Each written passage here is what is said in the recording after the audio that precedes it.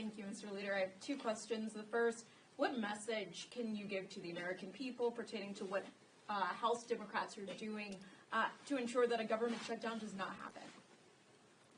Well, we were able to reach a top-line spending agreement in a bipartisan way that has unlocked the appropriations process that, from the standpoint of House Democrats, is now in the hands of Rosa DeLauro and the appropriations team, and we have full confidence in their ability to do what is necessary to craft spending bills that meet the needs of the American people.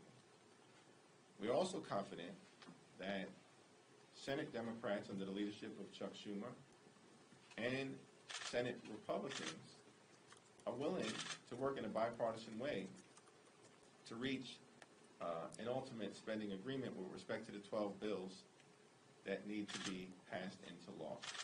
The open question remains whether traditional Republicans are willing to break from the MAGA extremists who are clearly determined to shut down the government. And if any government shutdown occurs, it will be a sole result of Republicans once again deciding that if they are unable to jam their extreme right-wing policies down the throats of the American people, they're going to shut down the government, hurt everyday Americans, and crash the economy. We're going to do everything possible to stop that from happening. Okay, my second question. What do you make of some GOP members? They're floating this idea to oust House Speaker Mike Johnson over the spending bill.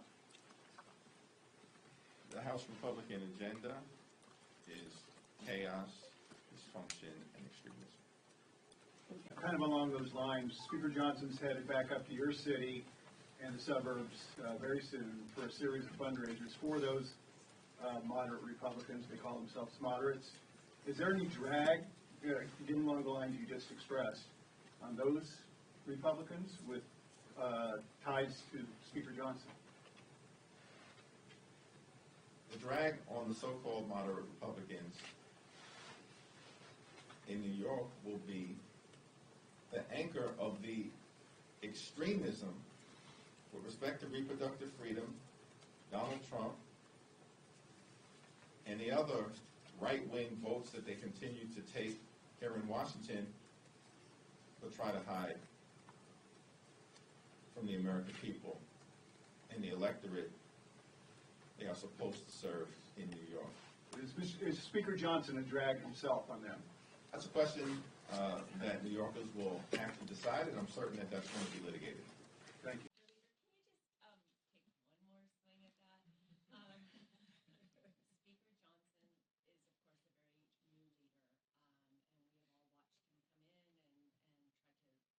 is, of course, a very new leader, and we have all watched him come in and try to, take hold of this conference. Can you assess his role for us so far, and what do you mean for him and sort of for the state of our politics here that he has made this choice to put his job on the line and see what he can do with you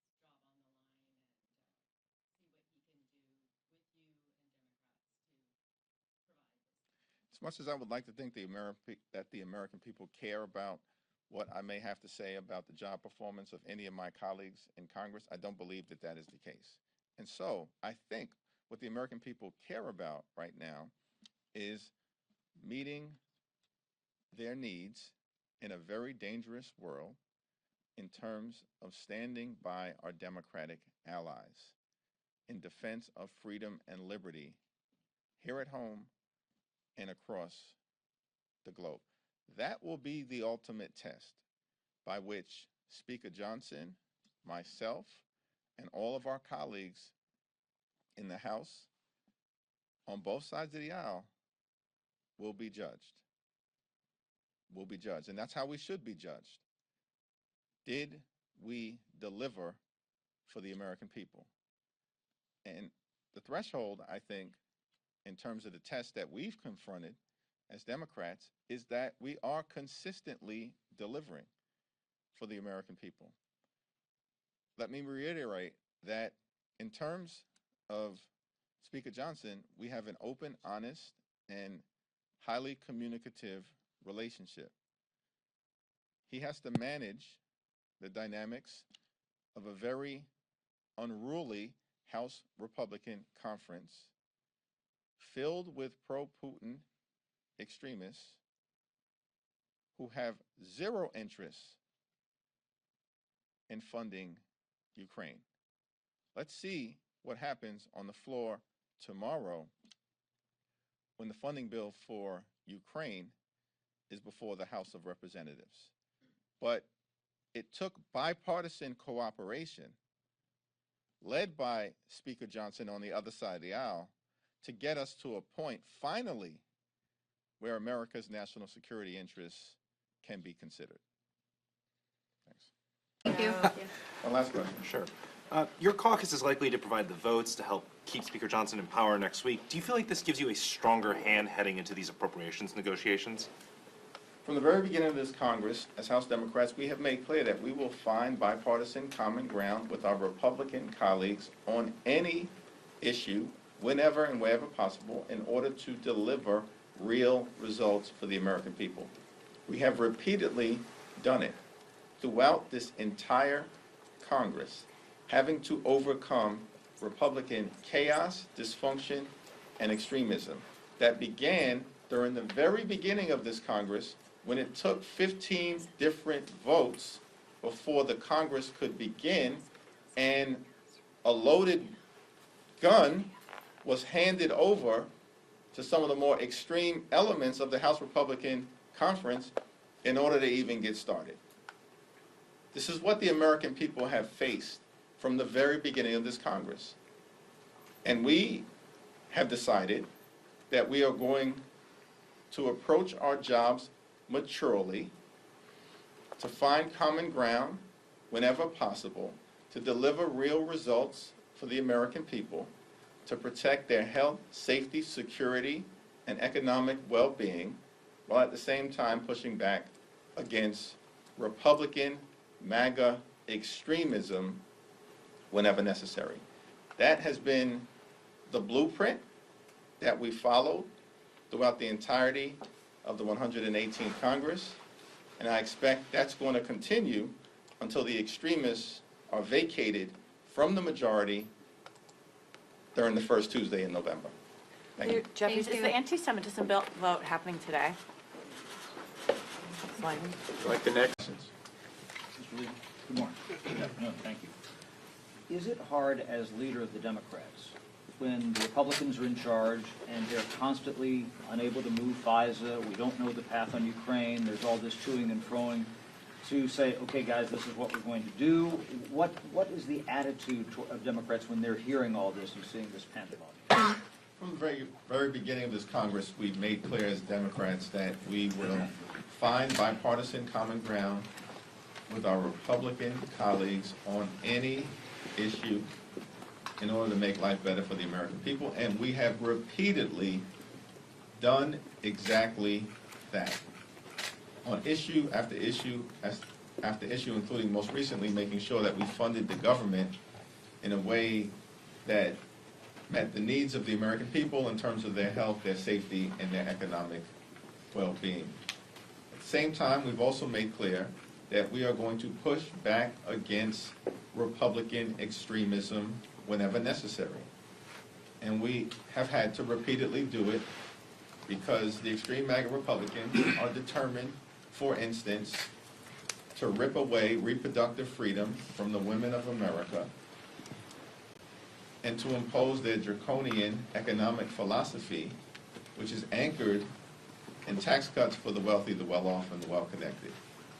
So we're going to continue to stay on this track of doing what is right for the American people and finding bipartisan common ground whenever and wherever possible, but at the same time pushing back against their extremism. Specifically, as it relates to what we've seen over and over and over again from this group of MAGA extremists on the other side of the aisle, it's clear to the American people that in Washington, D.C., we need more common sense, and that's the House Democratic governing philosophy, common sense, and less chaos.